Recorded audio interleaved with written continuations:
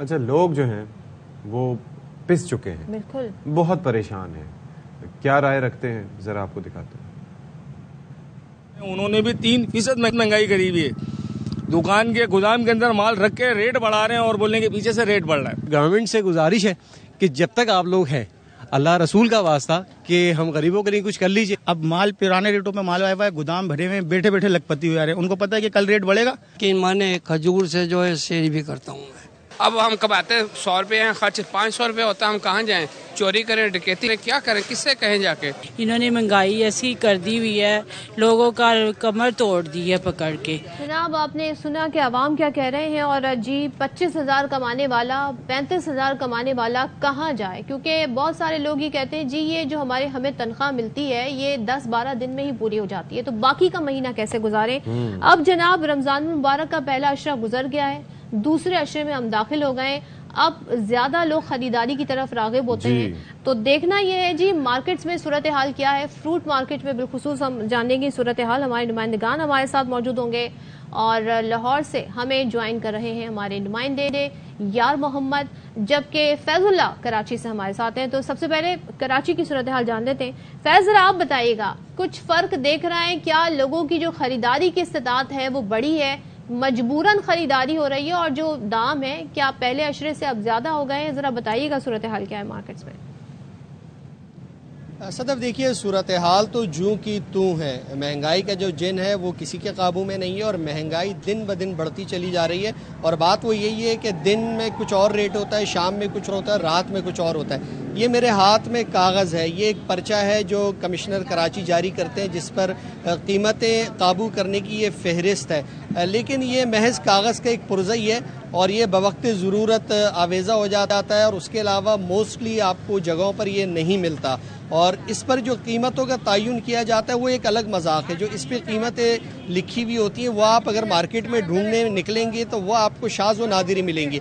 सरकार बस अपनी जिम्मेदारी पूरी कर देती है।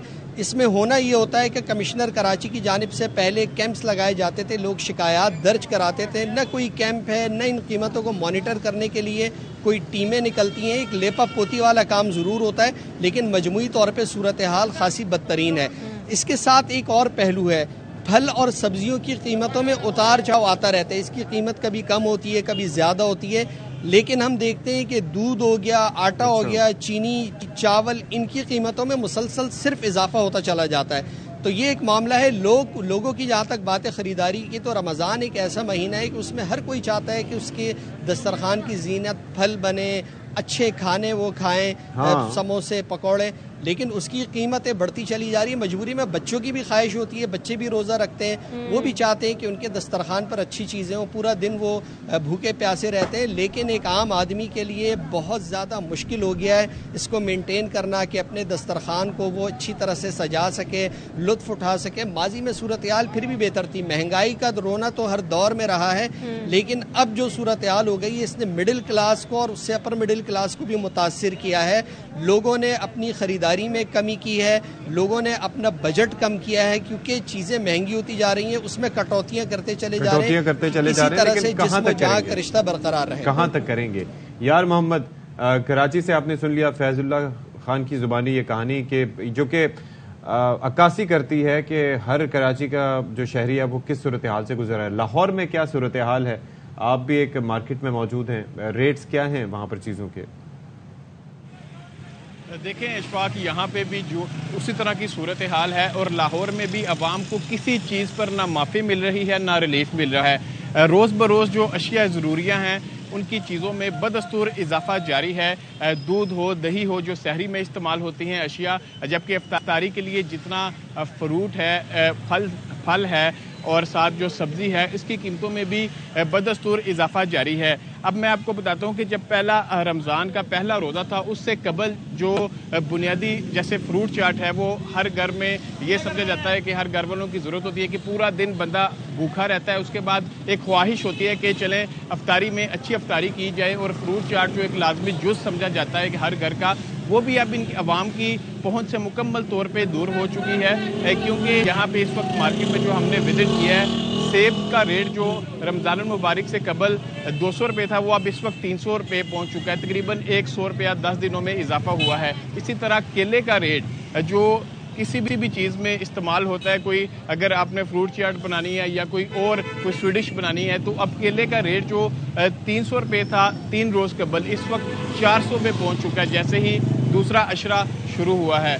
जबकि सब्जी की बात की जाए तो प्याज हर सालन में इस्तेमाल होता है, अब उसका रेट जो है वो 100 रुपये से भी तजावज़ कर चुका है, जो रमज़ान मुबारक से कबल 50 रुपये था। तकरीबन 100% उसकी कीमत में इजाफा हुआ है। इसी तरह जो लहसुन की कीमत है वो 350 तक पहुँच चुकी है और अदरक की कीमत 650 रुपये तक पहुँच चुकी है। अवाम को किसी किस्म का रिलीफ नहीं मिल रहा और मार्केट्स में हमने देखा है कि वादे तौर पे रश भी कम दिखाई दे रहा है, क्योंकि लोगों की कुव्वत खरीद अब इंतहाई कम हो चुकी है। जो लोग अफोर्ड करते हैं कि रोज़ाना बस रोटी सालन खाया जाए, अपनी ख्वाहिश के मुताबिक अच्छा अफ्तार भी ना किया जाए, अब हुकूमत ने उस चीज़ से भी इनको महरूम कर दिया है। और जो लिस्ट है यहाँ पे आवेजा हैं वो सिर्फ चंद एक रेडी पे या दुकान पे हमने देखा है कि लिस्ट अवेलेबल है जी, और उस पर अमल दरामद तो बहुत ही दूर की बात है। बहुत शुक्रिया यार मोहम्मद लाहौर से और कराची से फैजुल्ला खान बता रहे थे।